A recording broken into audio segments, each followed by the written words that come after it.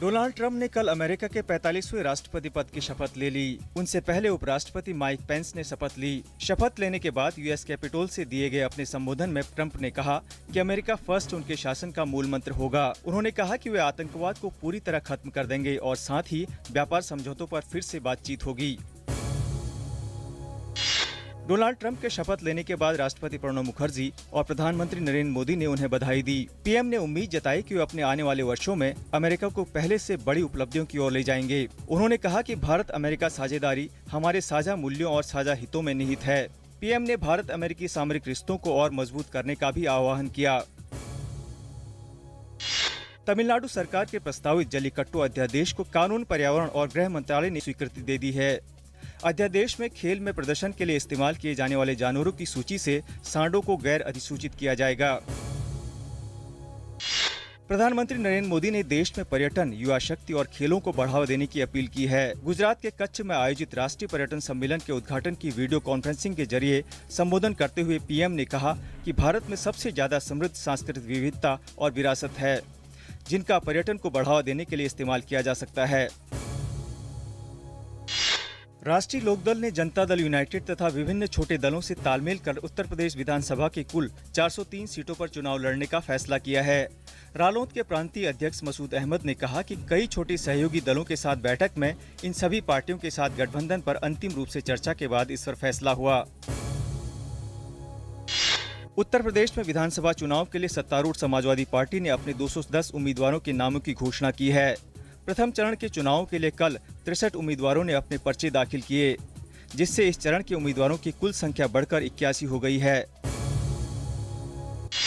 निर्वाचन आयोग ने उत्तराखंड विधानसभा चुनाव के दूसरे चरण की अधिसूचना जारी कर दी है। उत्तराखंड के सभी 70 निर्वाचन क्षेत्रों में एक ही चरण में 15 फरवरी को मतदान होना है। आरबीआई के गवर्नर उर्जित पटेल और बैंक के अन्य वरिष्ठ अधिकारी मौद्रिक नीति पर समीक्षा पर मौखिक गवाही देने के लिए कल संसद की लोक लेखा समिति के सामने पेश हुए। उन्होंने समिति को बताया कि आरबीआई लेन देन की प्रक्रिया की लागत को कम करने के लिए सभी सेवा प्रदाताओं के संपर्क में है।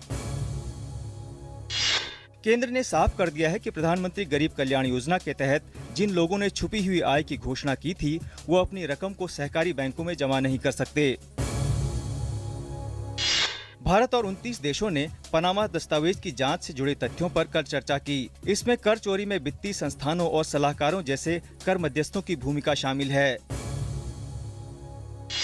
नागर विमानन मंत्री अशोक गजपति राजू ने कल अरुणाचल प्रदेश में ईटानगर में डिजिधन मेले का उद्घाटन किया। उन्होंने कहा कि भारतीय नागरिक आधार कार्ड से अपना बैंक में खाता खोल सकता है और अपने अंगूठे से अपना धन निकाल सकता है।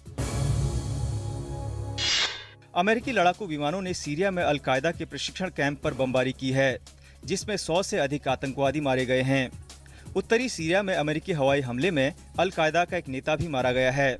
पेंटागन का कहना है कि बराक ओबामा के राष्ट्रपति शासन के आखिरी घंटों में आतंकवाद पर किया गया ये दूसरा प्रमुख हमला है। बीसीसीआई मामले में नियुक्त न्याय मित्रों ने सुप्रीम कोर्ट में बीसीसीआई के लिए प्रशासकों की कमेटी के लिए संभावित नामों की सूची सौंपी। अदालत इस मामले में 24 जनवरी को नियुक्ति कर सकता है। साइना नेहवाल मलेशियाई मास्टर्स बैडमिंटन टूर्नामेंट के सेमीफाइनल में पहुंच गई हैं। क्वार्टर फाइनल में कल साइना ने इंडोनेशिया की फित्रियानी को पराजित किया। सेमीफाइनल में साइना का मुकाबला हांगकांग के यिप पुई यिन से होगा। सानिया मिर्जा और चेक गणराज्य की बारबोरा स्ट्राइकोवा की जोड़ी ऑस्ट्रेलियाई ओपन टेनिस टूर्नामेंट में महिला डबल्स के तीसरे राउंड में पहुंच गई है।